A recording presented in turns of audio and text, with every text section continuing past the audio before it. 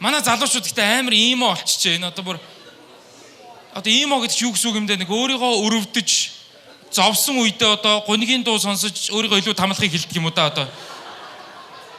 Нэг тийм арай л иймо байна. Би бол бодож байгаа байхгүй. Нэг ийм орох гэдэг бол яг үнэндээ бол жаргалан дэнцсэн заав нэгтэй үнийг л хэлж байгаа байх.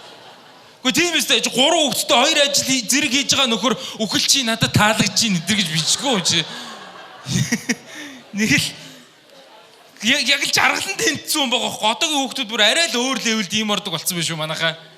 Сая би бүр нэг амар пост харлаа. Чи миний хоолойг хэрчиж байхад би цамцыг чинь цус болгосондоо уучлах байсан ч гэж ааш шиг. Тэр одоо бүр юу гэсэн үг вэ?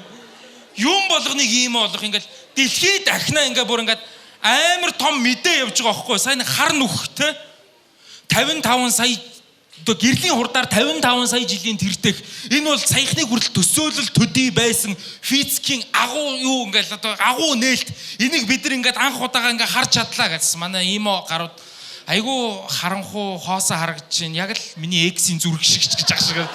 Тэр одоо чи шинжлэх ухааны том нээлт байна шүү дээ. Манайхан бас нэрээ бас арай л вэ шүү нэрээ. Тэгэл яг ингээ сансар окторгуу гэл ингээ хүн чинь хүмүүс ингээ амар гоё юм ярьж байгаа шүү дээ. Ер нь бол ингээ хариг эргийнх юм байх уу? Хоёр л боломж байгаа. Нэг бол бид нар энэ асрыг орчлон ертөнцид ганцаараа эсвэл үгүй. Аль ч боломж нь аимшигтай. Тэнгүүл нэг иймо гарууд ганцаараа байх юу нь буруу гэж тэр. Онцгой бүтээлийг ойрын хос